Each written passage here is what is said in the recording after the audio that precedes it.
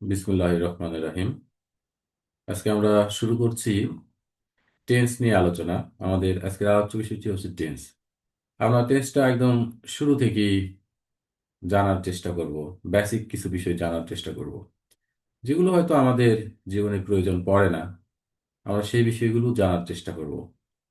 আসলে শুধু পরীক্ষার পাশের জন্য আমরা পড়ব না, আমরা জানার জন্য পড়াশোনা করব। তো শুরুতেই দেখো, বলা হচ্ছে টেন্স শব্দটির অর্থ ক্রিয়ার কাল।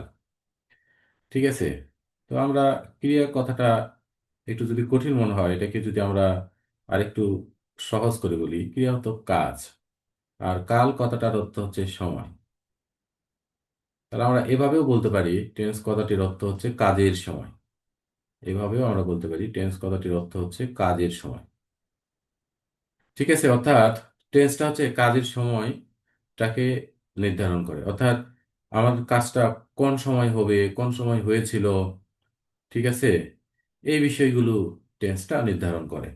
এজন্য আমরা বলি টেন্স কথাটির অর্থ বাংলায় কাজের সময় অথবা ক্রিয়ার কাল। বুঝতে পারছেন তাহির সাহেব? জি স্যার। ওকে।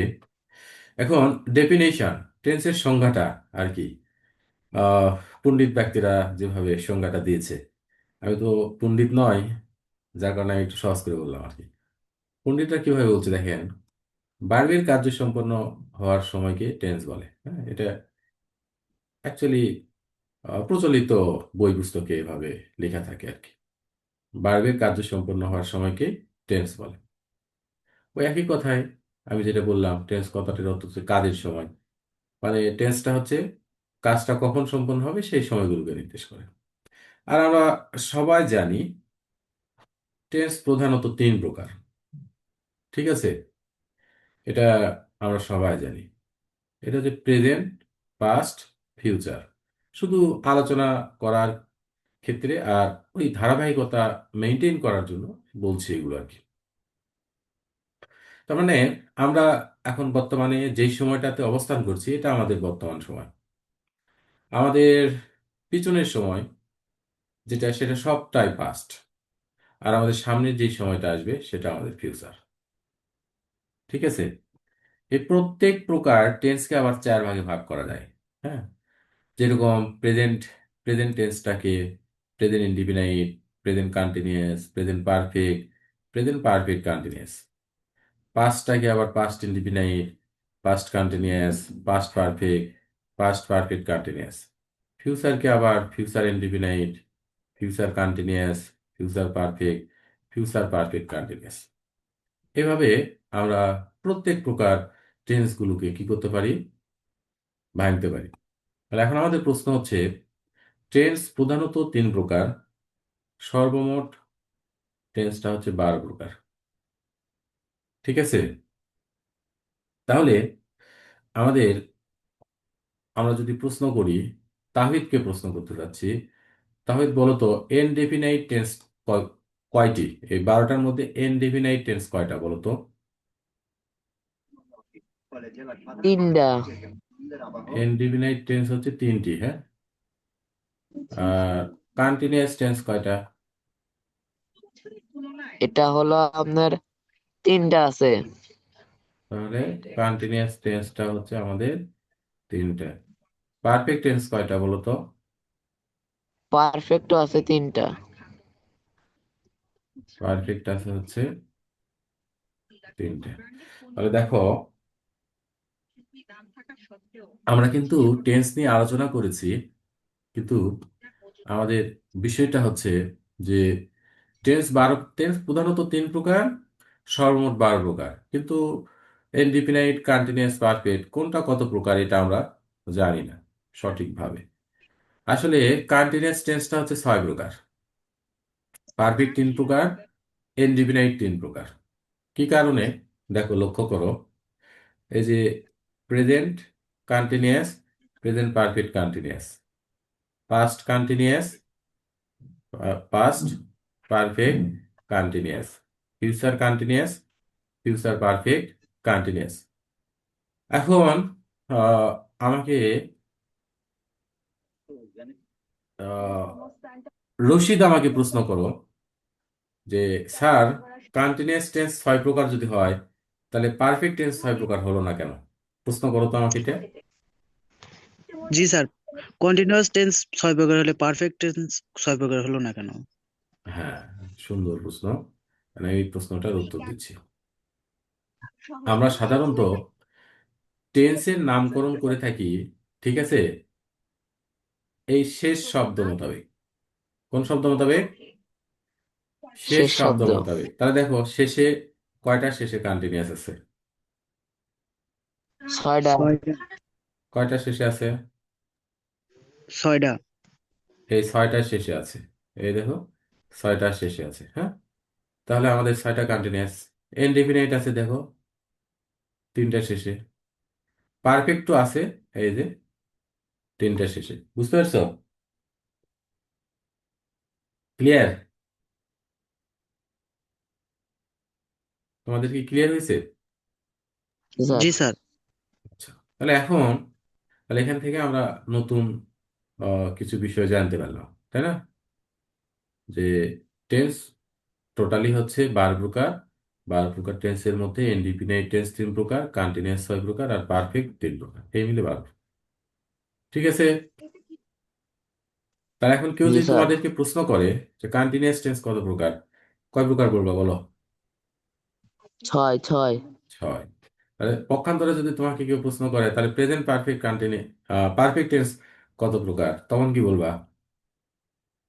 আর 3 প্রকার। 3 প্রকার। তাহলে সে যদি তোমাকে প্রশ্ন করে যে কন্টিনিউয়াস টেন্স 6 প্রকার হলে পারফেক্ট টেন্স 6 প্রকার হলো না কেন, সেই ক্ষেত্রে উত্তরটা কি দিবা? সেক্ষেত্রে উত্তর হবে যে আমরা টেন্স চিনি তার শেষের নামটা দেখে। ইনডিফিনিট, কন্টিনিউয়াস, পারফেক্ট, তার হ্যাঁ, শেষের নামটা আমরা, দেখে। হ্যাঁ ও, না, বলবা যে আমরা টেন্সের নামকরণ করে থাকি, চিনার বিষয় না, চিনার বিষয়টা আলাদা। আমরা টেন্সের নামকরণ করে থাকি শেষ শব্দ মোতাবেক, শেষের শব্দ শেষ মোতাবেক। ওয়ার্ড মোতাবেক। ক্লিয়ার? জি স্যার। আচ্ছা, তো আজকে আমাদের আলোচনার বিষয় প্রেজেন্ট ইনডিফিনাইট টেন্স। আচ্ছা, তাহলে বলো, প্রেজেন্ট ইনডিফিনাইট টেন্সের স্ট্রাকচার বলো। সাবজেক্ট প্লাস সাবজেক্ট প্লাস, মূল ভার্বের প্রেজেন্ট ফর্ম, আচ্ছা মনে করো ভার্ব 1, তারপর অবজেক্ট, অবজেক্ট, আর কিছু? এক্সটেনশন। আচ্ছা, এক্সটেনশন।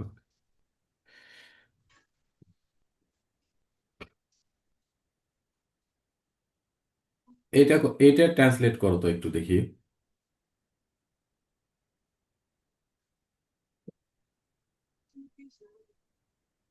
মনে করো এটা প্রেজেন্ট ইনডিফিনাইট টেন্স, হ্যাঁ, মনে করো না এটা প্রেজেন্ট ইনডিফিনাইট টেন্সই।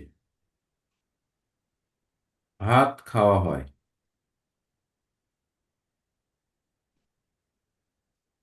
এই স্ট্রাকচার মোতাবেক করো। ভাত খাওয়া হয়। হ্যাঁ, চেষ্টা করো, জাস্ট আমরা শেয়ার করছি, সমস্যা নেই, এগুলো আলোচনা আমাদের। Rice it's. Rice it's. It's. আচ্ছা, তুমি প্রশ্নের উত্তরটা করার চেষ্টা করেছো, যার কারণে তোমাকে ধন্যবাদ। উত্তরটা হয়নি আর কি। দেখো, ভাত খাওয়া হয়, হ্যাঁ, এখন লক্ষ্য করো, তুমি যেটা করছো ট্রান্সলেটটা, এটার অর্থ দাঁড়াইছে যে ভাত খায়, রাইস ইটস, কিন্তু ভাত কি খাবে আসলে? এরকম হয় কখনো? হয় না। তাহলে তুমি প্রেজেন্ট ইনডিফিনিট টেন্সের স্ট্রাকচার এটা জানো, কারণ এই স্ট্রাকচার জানার কারণে তুমি এরকম করে সাজানোর চেষ্টা করছো, কিন্তু তুমি আসলে প্রেজেন্ট ইনডিফিনিট টেন্স স্ট্রাকচার যে আরো কিছু আছে এটা তুমি জানো না আসলে। বিশেষ করে ম্যাক্সিমাম টিচারেরাই এই বিষয়টা শেখায় না, ছাত্রছাত্রীরাও জানে না। টিচারদেরও একটু প্রবলেম আছে সেক্ষেত্রে। হ্যাঁ, তো দেখো, আজকে অবশ্যই যেহেতু আমার ক্লাস করছো, নতুন কিছু তো শিখতেই হবে, তাছাড়া কেমন করে হয়? আসো, আলোচনা করি আমরা। প্রেজেন্ট ইনডিফিনাইট টেন্স, হ্যাঁ। তোমরা অনেক সময় প্রেজেন্ট ইনডিফিনাইট টেন্সটাকে এভাবে চেনার চেষ্টা করেছো যে বাংলা ক্রিয়ার শেষে এ, ই, ও, এরকম না, চেষ্টা করছো, জি স্যার। থাকলে প্রেজেন্ট ইনডিফিনাইট টেন্স হয়। এগুলো ভুলে যাও। দিস ইজ ট্রেডিশনাল মেথড, হ্যাঁ। এগুলো হচ্ছে ঐতিহ্যগত পুরাতন পদ্ধতি, হ্যাঁ। ওইভাবে আমরা টেন্স শনাক্ত করতে পারবো না, হবে না আমাদের। এই জন্য আমরা সারা জীবন টেন্স শিখি, কিন্তু ইংরেজিতে কথাও বলতে পারি না, দুই কলম লিখতেও পারি না ঠিকঠাক ভাবে, হ্যাঁ। সমস্যাটা আমাদের ওখানে দাঁড়ায়।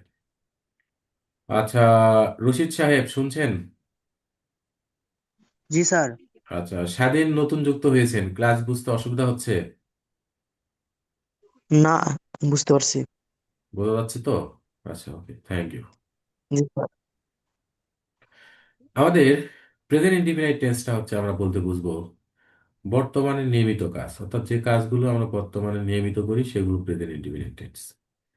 যেমন আমি স্কুলে যাই, আমি গোসল করি, আমি ভাত খাই, আমি টিভি দেখি, এরকম। ঠিক আছে? যেরকম অভ্যাসগত ব্যাপার, যেরকম তাহিদ সকালে ঘুম থেকে ওঠে, এটা তাহিদের অভ্যাস। রশিদ দেরিতে ঘুম থেকে ওঠে, এটা রশিদের অভ্যাস। ঠিক আছে? স্বাধীন জি স্যার। স্বাধীন মদ পান করে, এটা স্বাধীনের অভ্যাস। ঠিক আছে? রশিদ দুপুরে ঘুমায়, এটা রশিদের অভ্যাস। এরকম অভ্যাসগত বিষয়গুলো প্রেজেন্ট ইনডিফিনাইট টেন্স হয়। আবার চিরসত্য বাক্য, যে বাক্যগুলো কোনো সময় পরিবর্তন হয় না, যেমন সূর্য পৃথিবীর চারিদিকে আহ সরি পৃথিবী সূর্যের চারিদিকে ঘোরে, সূর্য পূর্ব দিকে উদিত হয়, পশ্চিম দিকে অস্ত যায়, চরিত্র জীবনের মূল্যবান সম্পদ। ঠিক আছে? এই যে এরকম শব্দগুলো, পানির কোনো রং নাই, আকাশ নীল, এগুলো কি কোনো সময় পরিবর্তন হবে এই শব্দগুলো? মানে না সরি স্যার। সরি এই বাক্যগুলো কি কোনো সময় পরিবর্তন হবে? না, এই বাক্যগুলো কোনো সময় পরিবর্তন হবে না। তাহলে এই বাক্যগুলো সবসময় প্রেজেন্ট ইনডিফিনাইট টেন্স হবে। ঠিক আছে? আর ডেফিনেশনে কি বলছি, যে কাজ বর্তমানে সাধারণভাবে সংঘটিত হয় সেটাই প্রেজেন্ট ইনডিফিনাইট টেন্স। কিন্তু এটা হচ্ছে পণ্ডিতেরা বলে এইভাবে, হ্যাঁ। তো যার কারণে আমাদের একটু একটু ব্যাখ্যা করে দিলাম এখানে, যাতে একটু সুবিধা হয় আর কি। তো ঠিক আছে, দেখো, এই টেন্সের স্ট্রাকচার হচ্ছে দুইটা। প্রত্যেকটা টেন্সেরই স্ট্রাকচার থাকবে দুইটা, একটা অ্যাক্টিভ স্ট্রাকচার আর একটা প্যাসিভ স্ট্রাকচার। তুমি শুধু শিখেছো subject verb one object extension, এটাই তোমাকে টিচার শিখেছে। এটা হচ্ছে অ্যাক্টিভ স্ট্রাকচার, হ্যাঁ। আমি ভাত খাওয়া হয় না বলে আমি যদি তোমাকে বলতাম আমি ভাত খাই, খুবই দ্রুত তুমি বলতা আই ইট রাইস, হ্যাঁ। কিন্তু একটু ঘুরিয়ে বলছি প্যাসিভ করে আর পারোনি, যে ভাত খাওয়া হয়, ওইটা হয়তো রাইস ইজ ইটেন, হ্যাঁ। আর এই যে দ্বিতীয়টা যেটা, এটা প্রেজেন্ট ইনডিফিনিট টেন্সের প্যাসিভ স্ট্রাকচার। যেমন দেখো, যে তোমার subject, auxiliary verb am oblique is oblique R, plus verb three plus object plus extension, এটা হচ্ছে প্যাসিভ স্ট্রাকচার, হ্যাঁ। এটা হচ্ছে প্যাসিভ, এই স্ট্রাকচারটা হচ্ছে আমাদের প্যাসিভ স্ট্রাকচার। তাহলে আমরা প্রেজেন্ট ইনডিফিনিট টেন্সের এখানে আমরা দুইটা স্ট্রাকচার দেখলাম, একটা অ্যাক্টিভ স্ট্রাকচার আর একটা প্যাসিভ স্ট্রাকচার।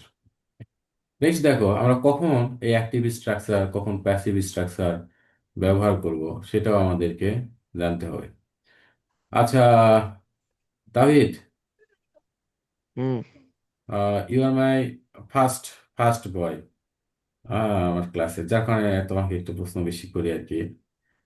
জাস্ট জি তুমি, স্যার। তোমার জ্ঞানের গভীরতাটা আমি বুঝতে পারলেই অন্যদেরকেও আমি আমার বিবেচনা করাটা সহজ হবে, হ্যাঁ। এই জন্য তোমাকে বেশি প্রশ্ন করি। জাস্ট তুমি ডোন্ট মাইন্ড, কিছু মনে করো না। ভয়েস তো অনেকবারই করছো, তাই না? জি স্যার, করা হয়েছে। ভয়েস কাকে বলে বলো?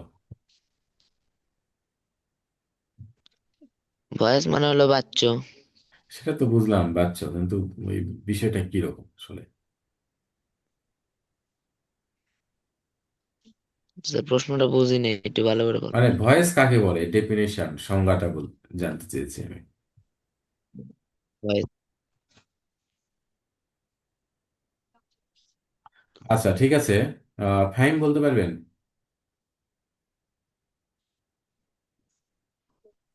না স্যার। আচ্ছা, এবার আমি বলি একটু। তোমরা অ্যাক্টিভ থেকে প্যাসিভ করছো, প্যাসিভ থেকে অ্যাক্টিভ করছো, তাই না? এটা তো করছো অনেকবারই, করছো না? জি স্যার, এটা করছি। জি স্যার। হ্যাঁ, এইটা করছো। বলো তো অ্যাক্টিভ ভয়েস কাকে বলে আর প্যাসিভ ভয়েস কাকে বলে? অ্যাক্টিভ মানে সক্রিয়, প্যাসিভ মানে নিষ্ক্রিয়। অ্যাক্টিভ মানে সক্রিয়। অ্যাক্টিভ মানে হ্যাঁ হ্যাঁ, বলো। হচ্ছে তো, বলো। জি স্যার, অ্যাক্টিভ বলো। ভয়েস হলো কর্তা, সাবজেক্ট কাজটা করে, আর প্যাসিভ হলো এই সাবজেক্টকে দাঁড়ানো কাজটা করানো হয়। হ্যাঁ, তোমার হয়েছে, সুন্দর উত্তর করেছো, থ্যাংক ইউ। দেখো, তাহলে আমরা কখন অ্যাক্টিভ ব্যবহার করবো আর কখন প্যাসিভ ব্যবহার করব? এখানে বলছে সেন্টেন্সের সাবজেক্ট ভার্বের কাজ করলে সেন্টেন্সটি অ্যাক্টিভ, না করলে প্যাসিভ। কেমন বিষয়টা? তাহলে আমরা অ্যাক্টিভ বাক্য কোনটা, প্যাসিভ বাক্য কোনটা, এটা একটু দেখি।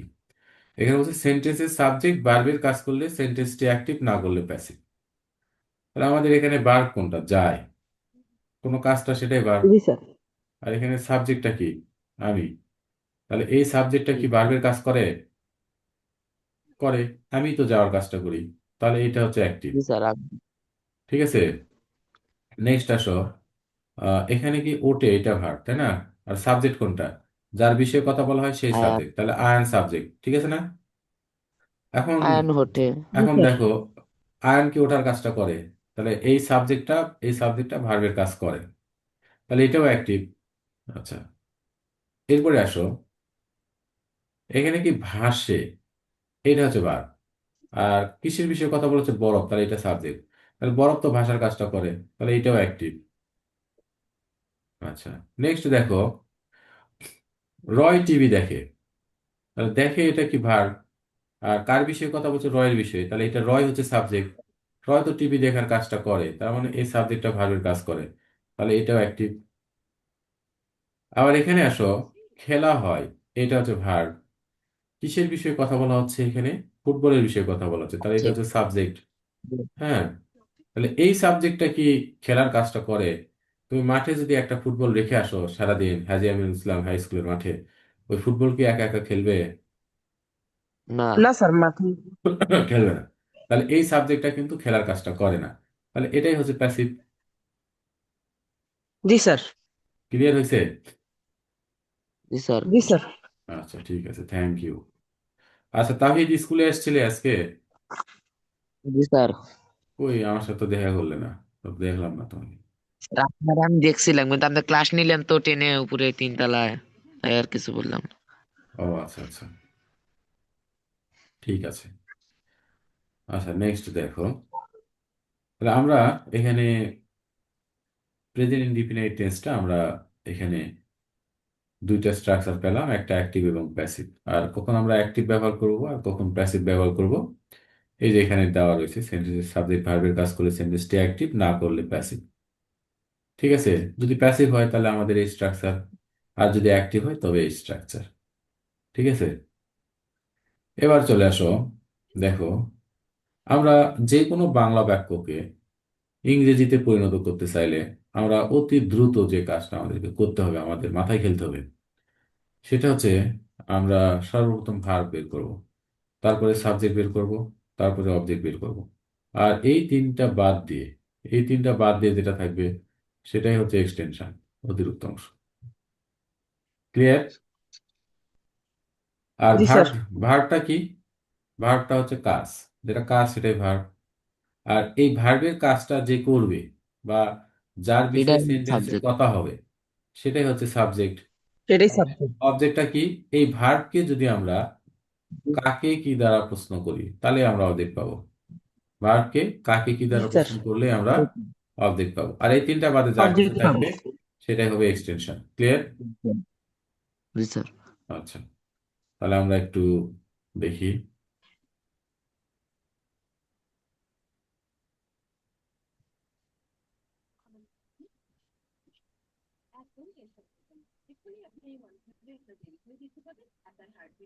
তোমাদের ওখান থেকে সাউন্ড আসছে, সাউন্ডটা একটু, যার ওখান থেকে আসছে মাইকটা একটু ইয়ে করে রাখো, লক্ষ্য করো। তাহলে আমরা এখানে নির্ণয় করলাম যায়, বার্ব, এটা হচ্ছে সাবজেক্ট।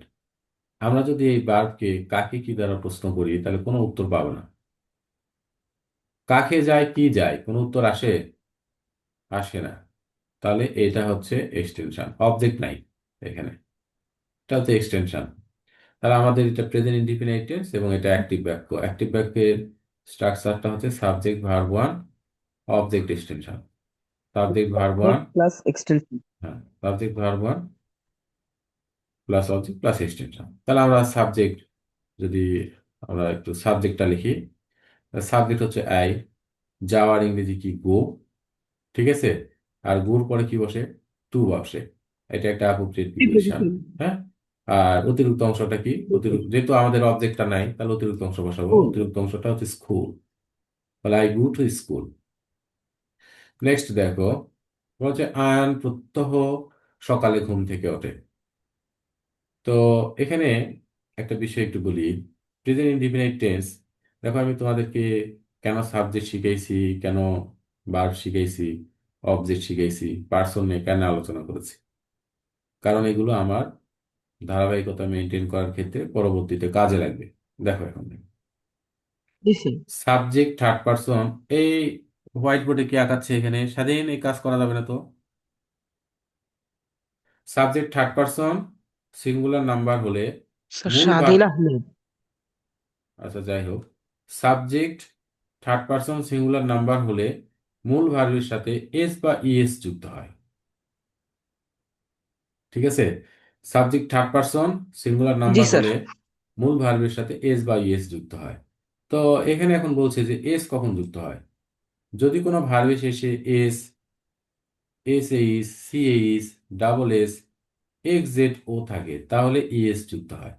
আর এগুলো যদি না থাকে তাহলে শুধু, সরি এটা ইএস, হ্যাঁ, আর না থাকলে শুধু এস যুক্ত হয়। তাহলে আমরা এখান থেকে যেটা জানতে পারলাম সেটা হচ্ছে, যদি ভার্বের শেষে এস, এস এইস, সি এইস, এইস এইস, এক্স জেড ও এগুলো থাকলে ইএস যুক্ত হয়। আর এগুলো যদি না থাকে তাহলে এস যুক্ত হয়। তাহলে আমরা একটু দেখি। তাহলে আমাদের এখানে ওঠে হচ্ছে ভার্ব, সাবজেক্টটা হচ্ছে কি আয়ান, ঠিক আছে।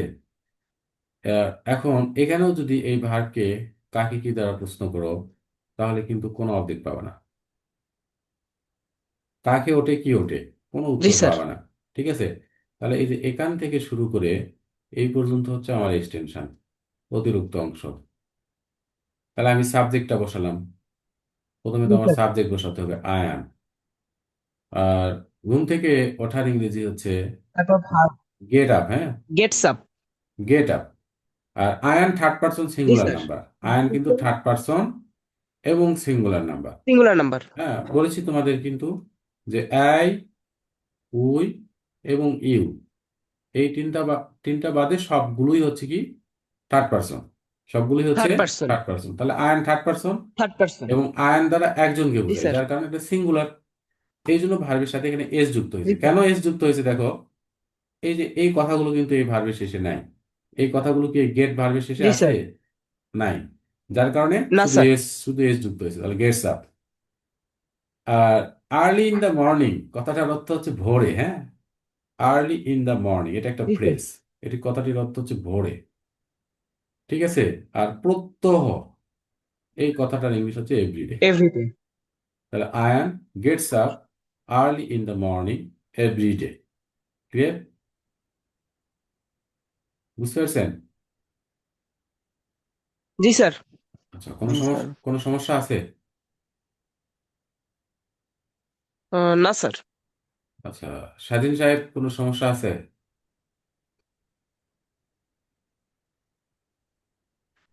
না স্যার, ঠিক আছে, বুঝতে বুঝতে পারছি। বুঝতে পারছেন? আর রশিদ সাহেব হুম। ঘুমাইছেন কি আপনি? না স্যার, আচ্ছা, জেগে আছেন। বুঝতে পারছি। ঠিক আছে, আচ্ছা, যখনই বুঝতে পারবেন না একটু প্রশ্ন করবেন। আর একটু হা বললে একটু ভালো হয় আর কি, হ্যাঁ, বোঝা যায় যে হ্যাঁ আছে বাচ্চারা। ওরা, আমি ওদেরকে জি সময় স্যার। দিচ্ছি, আমার মূল্যবান সময়গুলো তোমাদেরকে দিচ্ছি, তোমরা জি মনোযোগ স্যার। দিয়ে কাজটা করছো, ভালো লাগবে তখন, হ্যাঁ। আচ্ছা, এবার দেখো বরফ পানিতে ভাসে। প্রেজেন্ট ইনডিফিনাইট টেন্স, বরফ সারা জীবনই পানিতে ভাসবে। হ্যাঁ, পানিতে তো ডুবে যাবে না। জি স্যার। হ্যাঁ, তাহলে এখন দেখো যে বরফ পানিতে ভাসে, এই যে ভাসে, এটা হচ্ছে ভার্ব। বরফের বিষয়ে কথা বলা হচ্ছে, এটা হচ্ছে সাবজেক্ট। হ্যাঁ, এখানেও কাকে ভাসে, কি ভাসে, এখানেও কিন্তু অবজেক্ট নাই। আর তোমরা হয়তো মনে হতে পারে যে স্যার পানিতে ভাসে এরকম।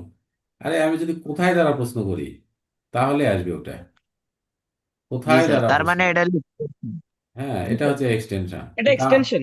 কিন্তু আমার তো অপশনটা কি, আমার প্রশ্ন করতে পারবো আমি শুধুমাত্র কাকে অথবা কি দ্বারা, কাকে অথবা কি দ্বারা। কাকে আর কি দ্বারা?